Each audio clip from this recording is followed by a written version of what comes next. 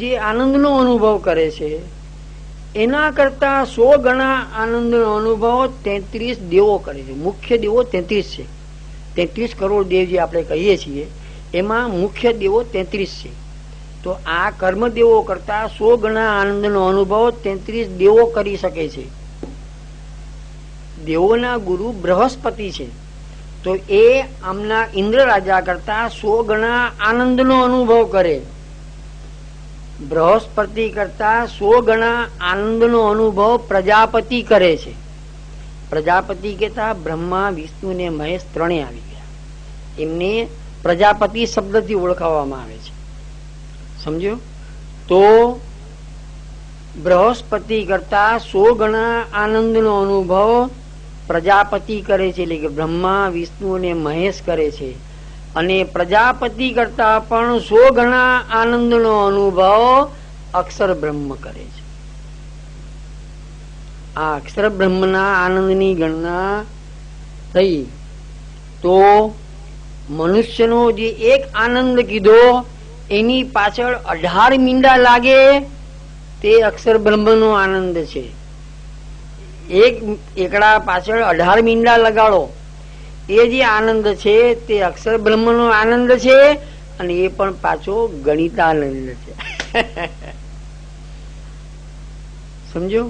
જયારે ભગવાનના આનંદની વાત આવી તો વેદ કહે છે કે એ આનંદની ગણના કરવાની અમારી તાકાત નથી. ન ઇતિ ને ન ઇતિ, અમે ગમે એટલા વર્ણન કરીશું પરંતુ એ પરબ્રહ્મ પરમાત્માનો જે આનંદ છે એની અમે ગણના કરી શકીશું નહીં. એટલે શ્રી મહાપ્રભુજી આજ્ઞા કરે છે રત્નાસનમાં, પ્રાકૃત સકલા દેવા ગણિતાનંદ કમ બૃહદ પૂર્ણાનંદો હરીશ તસ્માત કૃષ્ણ એવ ગતિ. પૂર્ણાનંદ અને અગણિતાનંદ બંને એક જ શબ્દ છે. પૂર્ણ આનંદ અને અગણિતાનંદ. તો અક્ષર બ્રહ્મ સુધી આનંદની ગણના થઈ. ભગવાન શ્રી કૃષ્ણ, શ્રી નારાયણ ભગવાન ને લોકવેદ પ્રસિદ્ધ કૃષ્ણના આનંદની વાત આવી તો વેદે પોતાના હથિયાર હેઠા મૂકી દીધા. પ્રાકૃત સકલા દેવા ગણિતાનંદ કમ બૃહદ પૂર્ણાનંદો હરીશ તસ્માત. એના આનંદની ગણના કરવાની તાકાત નથી. કોઈ આપણને એમ કે સમુદ્ર કિનારે ઉભો ઉભો કે આ દૈવ કેટલો લાંબો, એટલે આપણે કે મારી તાકાત નથી ભાઈ ગણવાનું. સમુદ્ર કેટલો લાંબો એ મારી શક્તિ બહારની વસ્તુ છે. એ પ્રમાણે વેદે પણ જયારે ભગવાનના આનંદની વાત આવી ત્યારે કીધું કે ભગવાન અગણિતાનંદ છે, જેના આનંદની ગણના નથી તે. હવે આ ઘણી વાર ગણિતાનંદ ને અગણિતાનંદ, અક્ષર બ્રહ્મ ગણિતાનંદ અને અગણિતાનંદ એ શું એ સમજાવવા માટે મેં તને કીધું.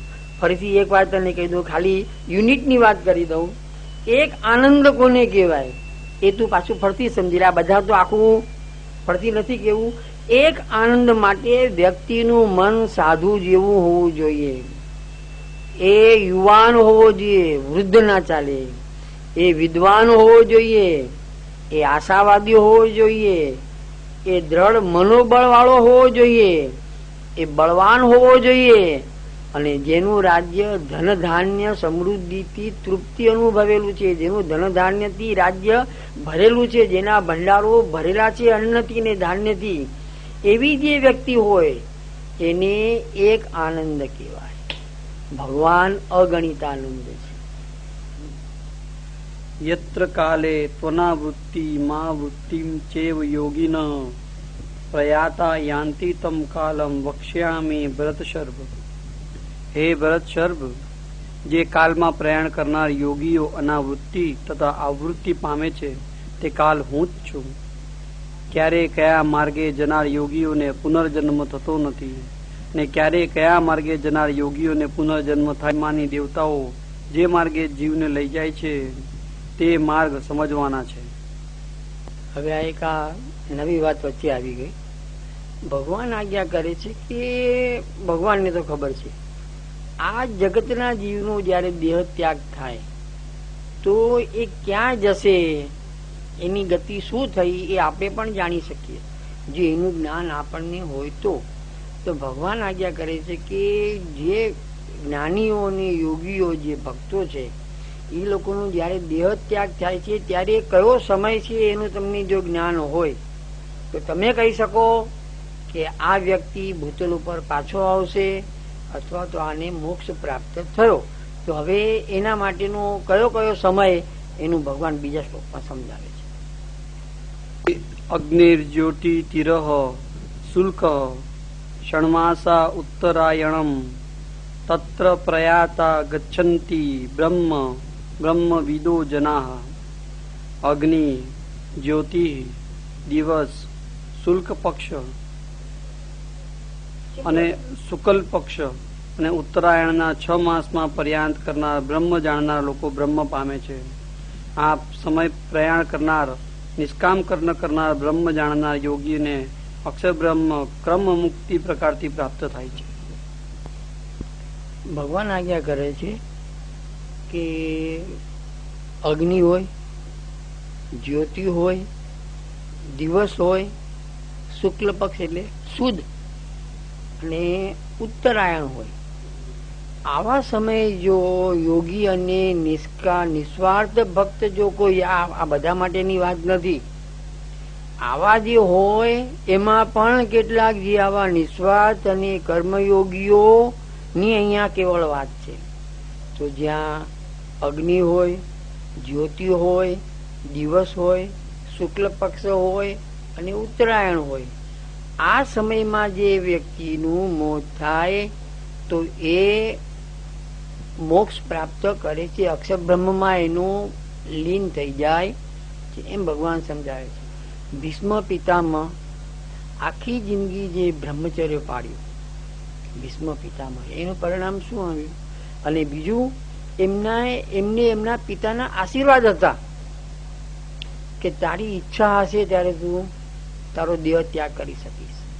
તો જયારે બાણશૈયા ઉપર ભીષ્મ પિતામહ સુતેલા હતા તો એમણે જોયું કે અત્યારના દક્ષિણાયનનો અંત સમય છે, તો સૂર્ય જયારે ઉત્તરાયણ તરફ પ્રયાણ કરે ત્યારે હું દેહ ત્યાગ કરીશ. એટલે ભીષ્મ પિતામહે પોતાના તપના પ્રભાવથી પોતાના દેહને જાળવી રાખ્યો, આત્માને દેહથી છૂટો થવા દીધો નહીં. જયારે ઉત્તરાયણ તરફ આવ્યો, સૂર્યનું ઉત્તર તરફની ગતિ ચાલુ થઈ, ત્યારે એમને દેહ ત્યાગ થયો. તો અગ્નિ હોય, જ્યોતિ હોય, દિવસ દરમિયાન મોત હોય અને પાછું ઉત્તરાયણનો સમય હોય, એ વ્યક્તિ જો કોઈ એનો દેહ ત્યાગ થાય તો એને મોક્ષ પ્રાપ્ત થાય એમ ભગવાન આજ્ઞા કરે છે. ધૂમો રાત્રિ તથા કૃષ્ણ ષણમાસ દક્ષિણાયનમ તત્ર ચાંદ્રમસમ જ્યોતિર્યોગી પ્રાપ્ય નિવર્તતે. ધૂમ, રાત્રિ, કૃષ્ણ પક્ષ અને દક્ષિણાયનના 6 માસમાં પ્રયાણ કરનાર યોગી ચંદ્રમાની જ્યોતિ પ્રાપ્ત કરી પાછો ફરે છે. આ સમયે પ્રયાણ કરનાર સકામ કર્મ કરનાર યોગી ચંદ્રલોકમાં સુખ ભોગવી પુનઃ જન્મે છે. તેવી ભગવાનને અર્પણ કરી નિષ્કામતાથી કર્મ કરનારને ભગવાનની સાત્વિક ઉપાસનાથી સાત્વિક ક્રમ મુક્તિ થાય છે. કામ્ય કર્મ કરનારને ચંદ્રલોકની પ્રાપ્તિ થાય છે, ત્યાં સુખ ભોગવી પુનઃ તેની આવૃત્તિ થાય છે. અને નિષિદ્ધ કર્મ કરનારને નરકની પ્રાપ્તિ થાય છે, ત્યાં દુઃખ ભોગવી પુનઃ તેની આવૃત્તિ થાય છે. અને ક્ષુદ્ર કર્મ કરનાર જંતુઓનો સહજ પુનઃ જન્મ થયા કરે છે. બ્રહ્મસૂત્રના ઉપરના અનુભાષ્યમાં શ્લોકમાં અનુસંધાન છે. ભાઈ, એનો મતલબ એમ થયો કે જેવું પદ મળવાનું હોય ને મોતનો સમય પણ એવો જ નક્કી થાય. જે નિસ્વાર્થ હોય, જેના મનમાં કેવળ ભગવત કામના સિવાય બીજો વિચાર ન હોય, એનો મોતનો સમય ઓટોમેટિક એ જ આવી જાય કે જેથી એને મોક્ષ પ્રાપ્ત થાય. સ્વાર્થ વૃત્તિથી ભગવત ધર્મ અદા થતું હોય, સકામ કામથી જો પોતાની કોઈક મેળવવાની લાલસાથી જો કર્મ થાય તો એનો અંતિમ સમય ઓટોમેટિક એવો જ પસંદ થઈ જાય કે એ વ્યક્તિ ચંદ્રલોક સુધી જાય. ચંદ્રલોક એટલે મતલબ દેવો સુધીની કક્ષાએ જાય, સુખ ભોગવી અને પાછો ભૂતલ ઉપર આવે. આ બંને જે વાત કરી તે યોગીઓની અને ભક્તોની વાત છે, પરંતુ જે શાસ્ત્ર નિષેધ કાર્ય કરે છે એને તો હીન યોની અને નરક જ પ્રાપ્ત થાય છે, એમ ભગવાન અહીંયા સમજાવે છે. એટલે જેવું કર્મ હોય ઓટોમેટિક એના મરણનો સમય પણ એવો જ નક્કી થઈ જાય. પાછું આવવાનું હોય તો રાત્રિનો સમય હોય, પછી શુક્લ પક્ષ, કૃષ્ણ પક્ષ એટલે અંધારી હોય, સુદ અને વદ હોય, દક્ષિણાયન તરફ સૂર્યની ગતિ હોય ત્યારે એનું મોત થાય. એટલે એ ચંદ્ર લોક સુધી જાય અને પાછો ભૂતલ ઉપર આવે એમ સમજાવવામાં આવે છે. શુક્લ કૃષ્ણે ગતિ વેતે જગત શાશ્વતે મતે એકયા યાત્યના વૃત્તિ મન્યયા વર્તતે પુનઃ. જગતની આ શુક્લ અને કૃષ્ણ ગતિઓ શાશ્વત મનાયેલી છે. એકથી અનાવૃત્તિ પામે છે ને અન્યથી પુનઃ આવર્તન થાય છે. ઉભય માર્ગનો ઉપસંહાર કરે છે. જગતની આ શુક્લ અને કૃષ્ણ ગતિ નિત્ય છે. શુક્લ માર્ગથી અનાવૃત્તિ થાય છે ને કૃષ્ણ માર્ગથી પુનઃ આવૃત્તિ થાય છે. ભગવાન આજ્ઞા કરે છે જે પ્રમાણે ઉપર સમજાવ્યું ને એ પ્રમાણે ના યોગો જયારે ઉભા થયેલા હોય, દિવસ હોય, સૂદ હોય, અગ્નિ હોય, જ્યોતિ હોય અને ઉત્તરાયણ તરફ હોય તો એની ઉત્તમ ગતિ થાય છે, મોક્ષ પ્રાપ્ત કરે છે. કૃષ્ણ પક્ષ હોય, દક્ષિણાયન હોય, રાત્રિનો સમય હોય તો એ ચંદ્રલોક સુધી જઈને પાછો આવે છે એમ ભગવાન સમજાવે છે. નૈતે શ્રુતિ પાર્થ જાનન યોગી મુહ્યતિ કશ્ચન તસ્માત સર્વેષુ કાલેષુ યોગ યુક્તો ભવાર્જુન. વેદેષુ યજ્ઞેષુ તપઃસુ ચૈવ દાનેષુ યત પુણ્ય ફલમ પ્રદિષ્ટમ અત્યેતિ તત્સર્વમિદં વિદિત્વા યોગી પરમ સ્થાનમુપેતિ ચાદમ. હે પાર્થ, આ બે માર્ગને જાણનાર કોઈ પણ યોગીને મોહ થતો નથી. તેથી હે અર્જુન, સર્વકાલમાં યોગી યુક્ત થા. વેદોમાં, યજ્ઞોમાં, તપોમાં અને દાનોમાં પુણ્યનું જે ફલ કહેલું છે તે સર્વનું આ જાણી યોગી અતિક્રમણ કરે છે ને પર આદ્ય સ્થાન પામે છે.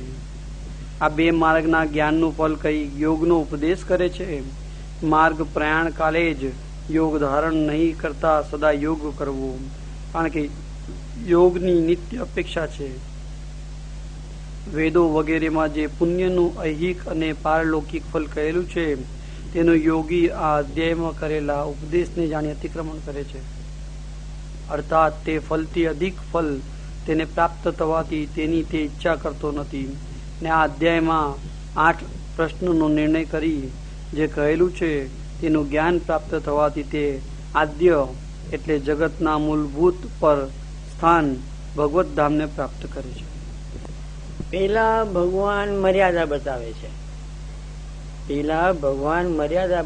છે. શુક્લ પક્ષમાં ઉર્ધ્વ ગતિ થાય, કૃષ્ણ પક્ષ હોય તો પાછો ભૂતલ ઉપર આવે. મર્યાદા બતાવે છે કે શાસ્ત્રની મર્યાદા શું? તો કે શાસ્ત્રની મર્યાદા આ છે. પરંતુ એનાથી આગળ શું?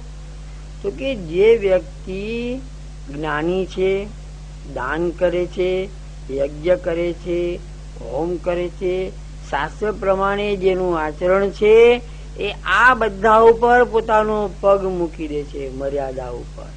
પછી શુક્લ પક્ષ હોય તોય બાધક નથી ને કૃષ્ણ પક્ષે બાધક નથી, દિવસે બાધક નથી ને રાત્રિએ બાધક નથી. એ આના ઉપર પગ મૂકીને આગળ વધી જાય છે એમ ભગવાન સમજાય. ખ્યાલ? આ બધું બાધક ક્યાં સુધી? તમે નિષ્કામ યોગી કર્મમાં તમારી વૃત્તિ નથી ત્યાં સુધી. ખ્યાલ આવ્યો? જેને પોતાના કર્મમાં આનંદ આવે છે, લોકો એની પાસે ઝૂકે છે, એને હાર પહેરાવા સામેથી જાય છે.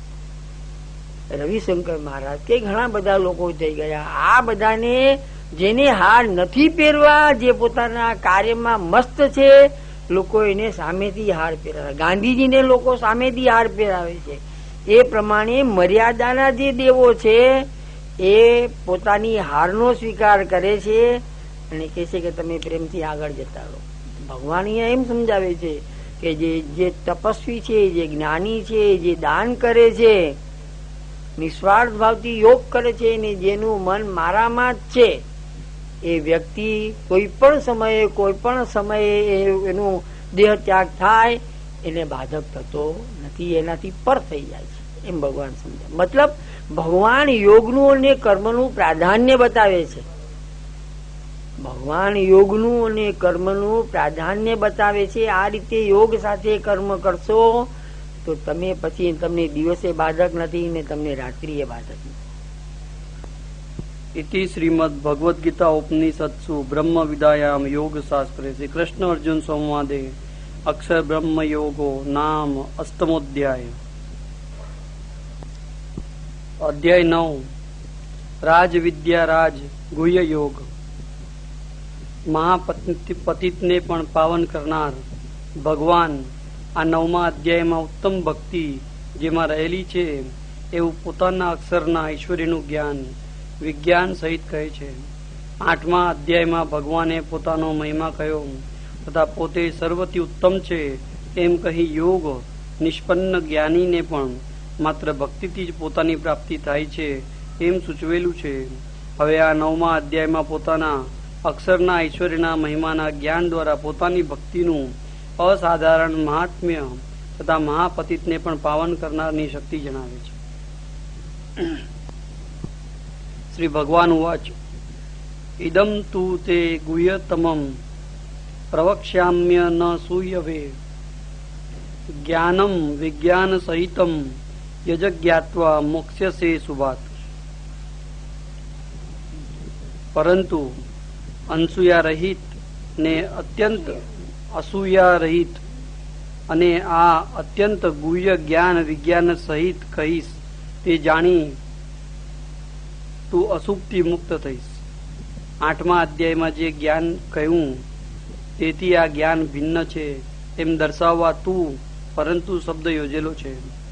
8મા અધ્યાયમાં કહેલું જ્ઞાન 4 પ્રકારના ઉપાસકોનું ભેદ જણાવનાર હતું, પરંતુ આ અત્યંત ગુહ્ય જ્ઞાન ભજનીય ભગવાનની ભક્તિનું મહાત્મ્ય દર્શાવનાર છે. તું અસૂયા રહિત છે તેથી મારા અપરિમિત ગુણોનું મહાત્મ્ય સાંભળી એમ જ સંભવે છે એમ માને છે. તેથી તને આ મારા મહાત્મ્યનું જ્ઞાન વિજ્ઞાન સહિત અર્થાત મારી ભક્તિના વિશેષ જ્ઞાન સહિત કહીશ. તે સાંભળી તું અશુભ અથવા મોહમાંથી મુક્ત થઈશ. આગળ એક કહેવત કીધી હતી અને પાછી ફરીથી આપણી ગુજરાતી કહેવત કહું છું. રોતો જાય એ મુવાના સમાચાર લાવે. રોતો જાય એ મુવાના સમાચાર લાવે. એનો મતલબ એમ થયો કે વ્યક્તિને જો પોતાના કાર્યમાં આનંદ નથી, એમાં એને રસ નથી, તો કાર્યમાં કોઈ ભલીવાર આવતો નથી. તો ભગવાન અર્જુનને આજ્ઞા કરે છે કે તું અસૂયા રહિત છે અને મુમુક્ષુ છે. તારામાં આળસ નથી અને પાછું મુમુક્ષુ કોને કહેવાય? જ્ઞાન પ્રાપ્ત કરવાની તીવ્ર લાલસા વાળો હોય તેને મુમુક્ષુ કહેવાય. આ 2 ધર્મ તારામાં છે એટલે હવે હું તને વધારે સમજાવું છું. હજી અંદર આવ, આ વસ્તુ સમજાવું છું. કેમ? તું એને યોગ્ય છે, તારામાં આળસ નથી અને તું મુમુક્ષુ છે, તને જ્ઞાન પ્રાપ્ત કરવાની તીવ્ર લાલસા છે. એટલે હવે હું તને ગુહ્ય જ્ઞાન સમજાવું છું. હવે ગુહ્ય, ગુહ્યતર, ગુહ્યતમ અને ગુહ્યતમમ શું? આ જરાક તું તને ખ્યાલ આવી જાય. ગુરુજી આજ્ઞા કરે છે શ્રી દીક્ષિતજી મહારાજથી, આપ શ્રી લૌકિક દ્રષ્ટાંતથી સમજાવે છે. આ શું છે? જ્ઞાનના અલગ અલગ વિભાગ પાડે. આ એક કાલ્પનિક છે, આવું કઈ છે ની અંદર, છતાં બી ગુહ્ય શબ્દ તો ભગવાને આજ્ઞા કરી છે. ગુહ્ય કોને કહેવાય? તો કે આપણા ઘરમાં ચટઈ છે, શેતરંજી છે, ખુરશી છે, ટેબલ છે, આ બધી વસ્તુઓ ગુહ્ય કહેવાય. એના પછી બીજું સ્થાન આવે ગુહ્યતર. તો ગુહ્યતર કોને કહેવાય? તો કે આપણા સ્ટીલના વાસણો હોય તે ગુહ્યતર કહેવાય. શેતરંજી અને ટેબલ કરતા એની કઈક મહત્તા અને એની કિંમત વધારે છે એટલે એને ગુહ્યતર કહેવાય. સ્ટીલના વાસણો હોય કે કિંમતી વાસણો હોય, ચાંદીના વાસણો હોય, આ બધા ગુહ્યતરમાં આવે. પછી ગુહ્યતમમાં શું આવે? તો કે સોનાના દાગીના જે બનાવેલા હોય, સોનાની વસ્તુ લોકેન્કીમાં મૂકીએ એ ગુહ્યતમ આવે, અને એનાથી એ ગુહ્યતમમ તો કે જળ ઝવેરાત કિંમતી દાગીનાઓ હોય, હીરા મોતી માણેકના બધા જે દાગીના હોય કિંમતી હોય, જેની કિંમત લાખો રૂપિયા થતી હોય, એ તો વળી એનાથી અંદર જાય. લોખંડના કબાટમાં પણ નાનું ચોરખાનું હોય અને એની અંદર મૂકી દેવામાં આવે કે જેથી લોકોની નજર પડે નહીં.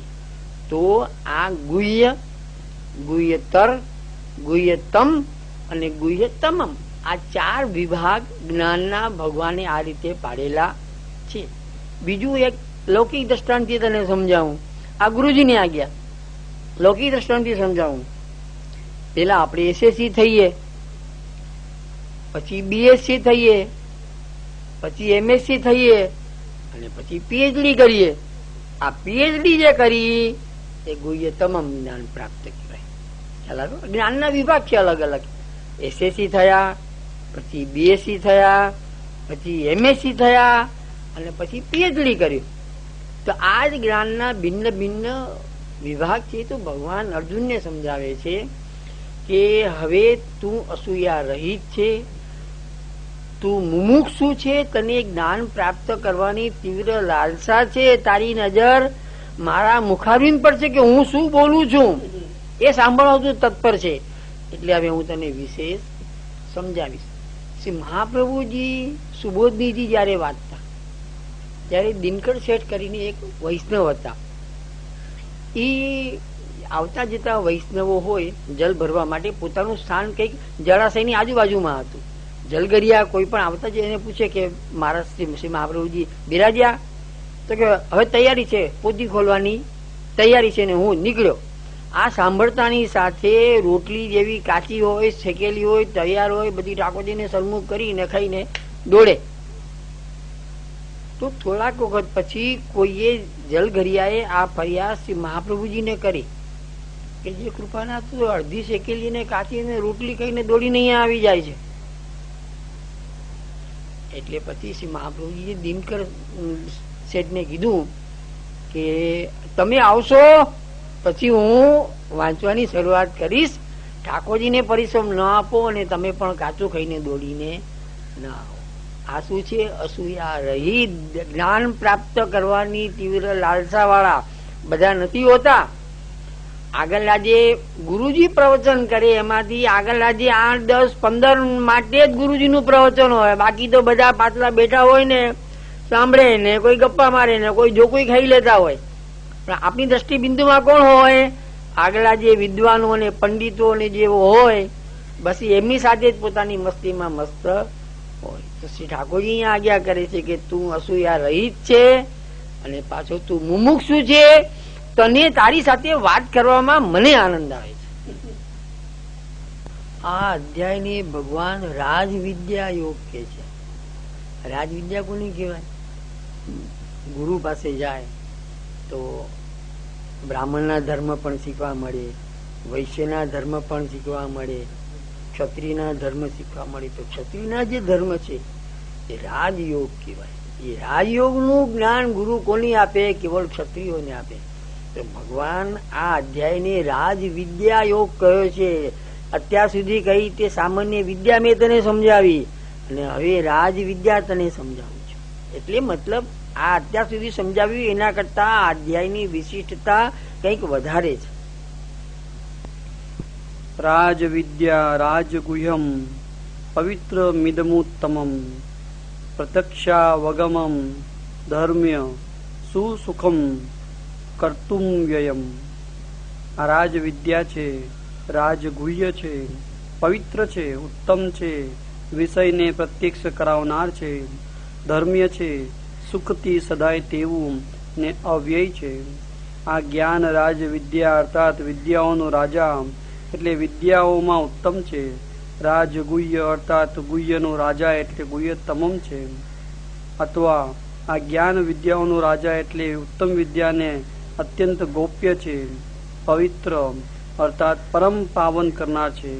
સર્વથી ઉત્તમ છે, પોતાનો અવગમ એટલે વિષય જેનાથી પ્રત્યક્ષ થાય તેવું, અર્થાત તેના વિષય ભગવાનને પ્રત્યક્ષ કરાવનાર છે. વળી ધર્મ્ય અને ધર્મ ઉત્પન્ન કરાવનાર છે. સુખથી સાધી શકાય તેવું ને અવ્યય એટલે અવિનાશી છે. એટલે મારી પ્રાપ્તિરૂપ ફલ પ્રાપ્ત કરાવીને પણ તેનો નાશ થતો નથી. એમાં જણાવ્યા પ્રમાણે ઉપાસના કરનારને મારા સ્વરૂપનું દાન કરવા છતાં પણ આનું મેં કાંઈ કાર્ય કર્યું નથી એમ જ મને જણાય છે. ભાઈ અહીંયા ભગવાન આજ્ઞા કરે છે કે હવે હું જે વિદ્યા તને કહું છું તે મોટા મન વાળાને જ મહાન લાગે છે. હીરાની કિંમત કોને થાય? ઝવેરીને થાય. જેને હીરાનું જ્ઞાન નથી એના હાથમાં મોટો હીરો આપી દો, કોઈ કિંમત નથી. પરંતુ જે ઝવેરી છે એને હીરાની કિંમત થાય. એમ તો ભગવાન આજ્ઞા કરે છે કે જે જ્ઞાન દ્વારા જેનું મન મોટું થયું છે, વિશાળ થયું છે, જેની બુદ્ધિનો વિકાસ થયો છે, એવા લોકોને આ વિદ્યા મહાન લાગશે. સામાન્ય લોકોને મહાન લાગશે નહીં. હીરાની કિંમત ઝવેરીને થાય, બધાને ન થાય. અને આ જ્ઞાન વિદ્યાનો રાજા છે. હવે હું તને જે જ્ઞાન આપું છું તે વિદ્યાનો રાજા છે, જે દ્વારા ભગવાનની મહાનતા સમજાય છે.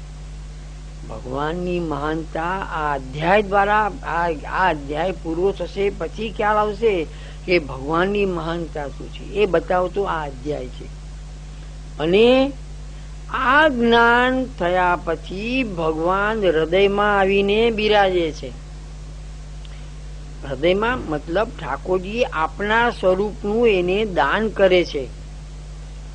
અને પછી એનાથી વિશેષ ભગવાન આજ્ઞા કરે છે કે મારા સ્વરૂપનું જ્ઞાન થયા, સ્વરૂપનું જ્ઞાન કર્યા પછી પણ એ જ્ઞાન ભૂલી જતો નથી. સ્વરૂપનું જ્ઞાન ફળ પ્રાપ્ત થયા પછી પણ ફળની યોગ્યતા જે રાખી, જાળવી રાખવી, એ પણ જોઈએ કે નહીં. કોઈ ઓફિસમાં ખુરશી ઉપર બેસી ગયા હોય તો પછી ખુરશીને લાયક આપણું પોતાનું એક જીવન પણ જોઈએ કે નહીં. તો ભગવાન આજ્ઞા કરે છે કે એકવાર એના હૃદયમાં હું આવ્યા પછી પણ એ આ જ્ઞાન ભૂલતો નથી અને જ્ઞાન એના હૃદયમાં મારા સાથે સ્થિર થાય છે. અને ભગવાન એનાથી વિશેષ સમજાવે છે કે એનું જ્ઞાન હું પરિપક્વ કરું છું, એના હૃદયમાં હું બિરાજું છું, છતાં પણ મને લાગે છે કે મેં એના માટે કાંઈ કર્યું નથી. ભગવાન જે આજ્ઞા કરે છે કે મુમુક્ષુને હું ભજું છું, તો ભગવાન કહે છે કે એક તો મેં એને જ્ઞાન આપ્યું, જ્ઞાન આપ્યા પછી હું એના હૃદયમાં સ્થિર થયો, પછી પણ મને એવો અનુભવ થાય છે કે ના ના મેં એના માટે કઈ નથી કર્યું. આ જ્ઞાનની મહત્તા શું એ ભગવાન બતાવે છે. અશ્રદ્ધાના પુરુષા ધર્મસ્યાસ્ય પરમ તપ અપ્રાપ્ય મામ નિવર્તન્તે મૃત્યુ સંસાર વતર્મની. હે પરમ તપ, આ ધર્મમાં શ્રદ્ધા નહીં રાખનાર પુરુષો મને પ્રાપ્ત કર્યા વિના મૃત્યુરૂપ સંસારના માર્ગમાં નિરંતર ભટકે છે. મયા તતમિદમ સર્વ જગદ વ્યક્ત મૂર્તિના મતસ્થાની સર્વભૂતાની ન ચાહમ તેસ્વસ્થિત. મેં અવ્યક્ત સ્વરૂપથી આ સર્વ જગત વ્યાપેલું છે. સર્વભૂતો મારામાં રહેલા છે, પણ હું તેઓમાં રહેલો નથી. આ પ્રમાણે જ્ઞાનની સ્તુતિ કરી અર્જુનને તેનું શ્રવણ કરવા તત્પર કરી પોતાના મહાત્મ્યનો બોધ કરે છે. અવ્યક્ત એટલે અધ્યાત્મ સ્વરૂપ અક્ષર. અક્ષર મૂર્તિથી મેં જડ તથા ચેતનાત્મક આ સર્વ પ્રાકૃત જગત વ્યાપેલું છે. તેથી સર્વભૂતો, પંચમહાભૂતો તથા પ્રાણી માત્ર મારામાં રહેલા છે. એટલે તેઓનું ઉપાદાન સર્વનું અંતર્યામી મારું અક્ષર સ્વરૂપ જ છે. તેમાં તેઓ રહેલા છે અથવા તેઓ મારામાં રહેલા છે, એટલે તેઓની સ્થિતિ મને આધીન છે. પરંતુ હું તેઓમાં રહેલો નથી, અર્થાત મારી સ્થિતિ તેઓને આધીન નથી.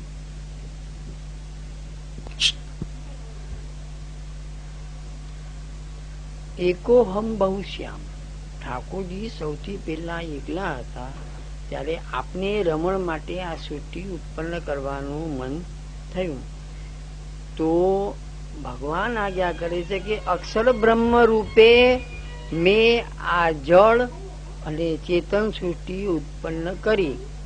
અક્ષર બ્રહ્મ રૂપે હું થયેલો છું અને મેં અક્ષર બ્રહ્મ રૂપે જળ સૃષ્ટિ અને ચેતન સૃષ્ટિ મેં પ્રગટ કરી. ભગવાન આજ્ઞા કરે છે કે અક્ષર બ્રહ્મ સ્વરૂપે મેં આ જગતનું જળ અને ચેતન સૃષ્ટિનો વિકાસ કરેલો છે. આખી સૃષ્ટિમાં હું વ્યાપક છું, તેમ છતાં પણ આ સૃષ્ટિનું મને કોઈ જાતની એમાં હું લેપાતો નથી, એમ ભગવાન આજ્ઞા કરે છે.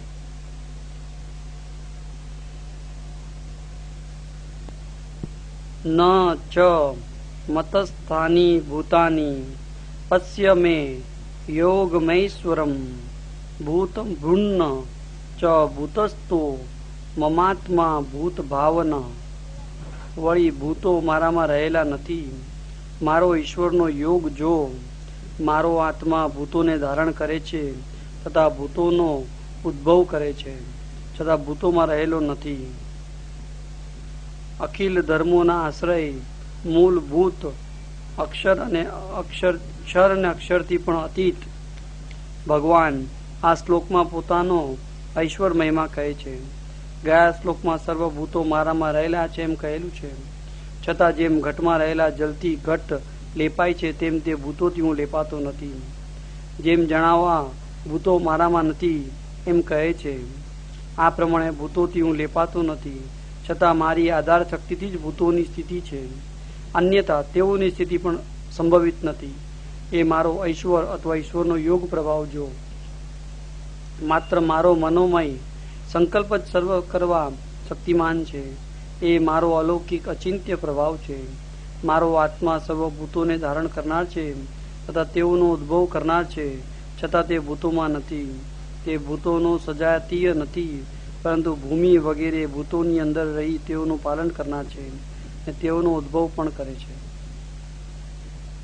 ભાઈ હવે અહીંયા ભગવાન આજ્ઞા કરે છે કે જલ જો ભરવું હોય તો ઘડાની જરૂર પડે. ઘડો હોય તો જલ ભરી શકાય, નકર જલ ભરી શકાતું નથી.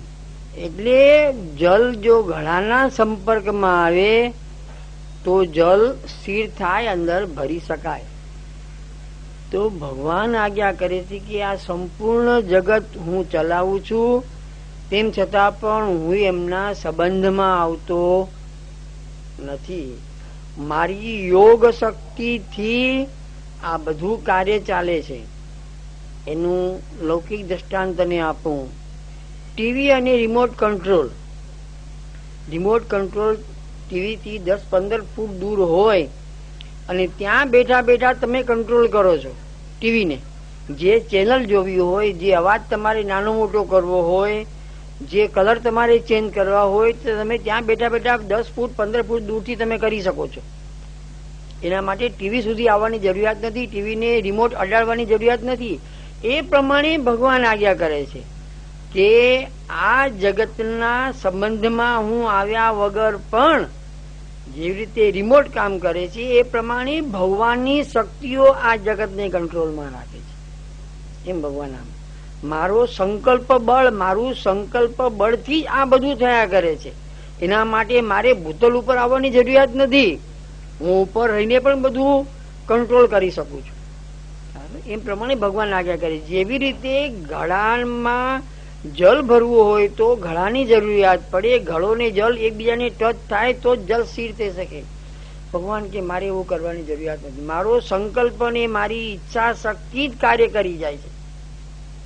ખ્યાલ આવે? ઘણી વાર તને ખબર હોય તો ટીવીમાં બતાવવામાં આવે છે કે બધું કરે છે કે કોઈ માણસ આમ ત્રાટક દ્રષ્ટિ કરે અને સામેલો કાચનું વાસણ તોડી નાખે કે આ કરી નાખે કે તે કરી નાખે, તો આ શું થયું? એને અડ્યા વગર એનામાં રહેલી જે શક્તિ છે એનાથી એને આ કાર્ય કરી નાખ્યું. એના માટે એક દ્રષ્ટાંત છે કે એક યોગીએ તપસિદ્ધ કર્યું અને પછી પોતે એક ઝાડ નીચે બેઠા હતા, તો ઉપર એક કાગડો હતો ઝાડ ઉપર. એ કાગડો ઝાડ ઉપર હતો ત્યારે કાગડાએ ભૂલથી ચરક કરી અને એ ચરક એ જે તપસ્વી હતા એના ઉપર પડી. એટલે એમને ભયંકર ક્રોધ આવી ગયો અને જે ક્રોધથી એમણે જે જોયું ઉપર કાગડા સામે, તો એમની આંખોમાંથી એવી અગ્નિ નીકળી કે કાગડો બળીને ભસ્મ થઈ ગયો. ઓહ, કે મારામાં બધી શક્તિ આવી ગઈ. પોતે પોતાની જાતથી પ્રભાવિત થયા. મને ખબર નહીં કે મારામાં આવી શક્તિ છે. ખ્યાલ આવ્યો? એ પછી પોતે એ યોગી એક ગામમાં આવે છે અને ગામમાં આવી એક બાઈ પાસે કોઈના ઘર પાસે જઈને ઉભરે છે કે મૈયા ભિક્ષાન દેઈ. ત્યાં એ વખતે એ સ્ત્રી પોતાના પતિની સેવા કરતી હોય છે અને એ વખતે ઋષિ આ રીતે બોલી, 2 વખત 4 વખત બોલ્યું અને હું કોણ, મારે આટલી બધી વખત ઉભા રહેવું પડે. 4થી વાર જોરથી બૂમ પાડી, મૈયા ભિક્ષાન દે. એટલે ઓલી અંદરથી જવાબ આપ્યો કે આટલો બધો ગુસ્સો છે ને કાગડા ઉપર કરાય, મારા ઉપર ન કરાય. આટલો બધો ગુસ્સો કાગડા ઉપર કરાય, મારા ઉપર ન કરાય. એટલે ઓલો ચમક્યો કે મેં વર્ષોથી તપ કરીને જે સિદ્ધિ મેળવી, આ બાઈને કેમ ખબર પડી ગઈ? એટલે પછી જયારે બાઈ એને અનાજ આપવા માટે આવે ત્યારે પૂછ્યું કે મૈયા, આ મારી વાત તને કેમ ખબર પડી? જંગલમાં કાગડો મરી ગયો મારા તેજના પ્રભાવથી, તને કેમ ખબર પડી? તો કે તું ભગવાનની પરબ્રહ્મ પરમાત્માની તપ કરતો તો, મેં મારા પતિની આખી જિંદગી સેવા કરી છે. મારો પતિ રીબાઈ છે, ઘણા વર્ષોથી મેં એની સેવા કરી છે, એનાથી મેં પણ સિદ્ધિ હાંસલ કરી છે કે તારા મગજમાં શું વિચાર છે. સમજો? તો જેવી રીતે કાગડાને અડ્યા વગર ઓલા ઋષિએ પોતાની આંખોના તેજથી એને બાળી નાખ્યો, અડવું ન પડ્યું. એ પ્રમાણે ભગવાન આજ્ઞા કરે છે કે મારામાં યોગ બળની શક્તિઓ એવી છે જેનાથી હું આખું જગત કંટ્રોલ કરું છું. જગત સુધી આવવાની મારે જરૂરિયાત નથી. જેવી રીતે રિમોટ ને ટીવી સુધી આવવાની જરૂરિયાત નથી, એ પ્રમાણે મારે જગત સુધી આવવાની જરૂરિયાત નથી. મારી યોગ શક્તિથી હું આખા જગતને કંટ્રોલ કરું છું, એમ ભગવાન સમજાવે છે. અક્ષર બ્રહ્મમાં જે પૃથ્વી, જલ, તેજ, વાયુ, આકાશ, મન, બુદ્ધિ ને અહંકાર, જેનાથી આ સૃષ્ટિ ચાલે છે, તેમ છતાં બી ભગવાન આજ્ઞા કરે છે કે જે પ્રાકૃતિક ધર્મો આ જગતના પ્રાણીઓમાં છે, મનુષ્ય પણ એક પ્રાણી જ છે, તો જે પ્રાકૃતિક ધર્મ આ જગતમાં છે એવા પ્રાકૃતિક ધર્મ મારામાં નથી. હું અપ્રાકૃત છું. અપ્રાકૃત પેલા મેં તને સમજાવ્યું હતું કે પૃથ્વી, જલ, તેજ, વાયુ, આકાશ, મન, બુદ્ધિ ને અહંકાર થી આ સૃષ્ટિ, આ બધી આ જગતની પ્રાણી માત્ર ઉત્પન્ન થાય છે. એમાં ભગવાનનો ચેતન તત્વ આપણામાં આવે છે. ત્યારે દરેક પ્રાણી માત્ર પોતપોતાનું કાર્ય કરી શકે છે. એની ઇન્દ્રિય જે સુખ આપે છે એ ક્યાં સુધી? ભગવાનનો ચેતન તત્વ એનામાં છે ત્યાં સુધી. તો ખાલી ભગવાનનો ચેતન તત્વ એટલે વાળની અણી જેટલો ચેતન તત્વ આપણામાં છે. બાકી તો આ બધું પ્રાકૃતિક શરીર છે આપણું, પૃથ્વી, જલ, તેજ, વાયુ, આકાશ. સમજો? તો ભગવાનનું જે શ્રીઅંગ બનેલું છે તે સંપૂર્ણ ચેતન તત્વોનું બનેલું છે. ખ્યાલ આવ્યો? દૂધમાં આપણે થોડી ખાંડ નાખીએ અને દૂધ ગળું થઈ જાય અને ખાંડનો આખો કોથળો ભરેલો હોય, એમાં કેટલો ફરક? ઓલા દૂધમાં થોડીક ખાંડ છે અને કોથળો આખો ખાંડથી ભરેલો છે. તો ભગવાનનું ચેતન તત્વ જે આપણામાં છે એનાથી આ આપણું શરીર આખું કામ કરે. તો ચેતન તત્વની તાકાત કેવી? તો ભગવાનનું શ્રીઅંગ એ સંપૂર્ણ તે ચેતન તત્વનું બનેલું છે. એમાં આપણા પૃથ્વી, જલ, તેજ, વાયુ, આકાશ, પ્રાકૃતિક જે બધી વસ્તુઓ છે એ ભગવાનમાં નથી. એથી ભગવાન અપ્રાકૃત છે. નહીં પ્રાકૃત ધર્મનો લેશ, અપ્રાકૃત વપુ કહીએ જી. મહાપ્રભુજીનું સર્વોત્તમ સૂત્રમાં નામ છે અપ્રાકૃત. એટલે પ્રકૃતિના ધર્મ, પ્રાકૃતિની વસ્તુઓ જેમાં નથી તે અપ્રાકૃત. તો ભગવાન કહે છે કે આ સૃષ્ટિને મેં અક્ષર બ્રહ્મ સ્વરૂપે પ્રગટ કરી છે, તેમ છતાં હું એનાથી પર છું. યથાકાશ સ્થિતો નિત્યમ વાયુ સર્વત્ર ગો મહાન તથા સર્વાણી ભૂતાની મતસ્થાની ત્યુપધારય. જેમ સર્વત્ર જણાર મહાન વાયુ નિત્ય આકાશમાં રહેલો છે તેમ સર્વભૂતો મારામાં રહેલા છે એમ સમજ. સંશ્લેષ વિના પણ આધાર ને આધેય હોઈ શકે છે એમ દ્રષ્ટાંત આપે છે. સર્વત્ર જનાર મહાન વાયુ નિત્ય આકાશમાં રહેલો છે.